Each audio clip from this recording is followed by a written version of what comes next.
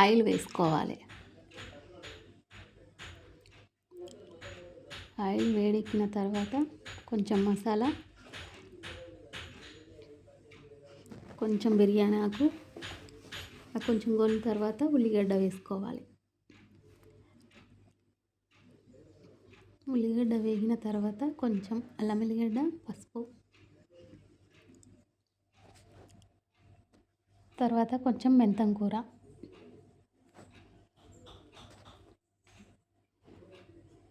ఒక 5 నిమిషాల నుంచి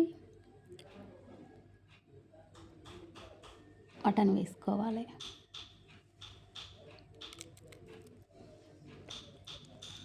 కలిపి ఒక 5 నిమిషాలు మూత పెట్టుకోవాలి. తర్వాత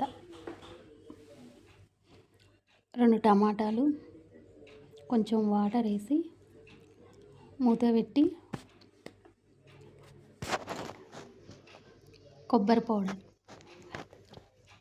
వేసుకొని కలుపుకోవాలి. తర్వాత 5 విజిల్ పెట్టుకోవాలి.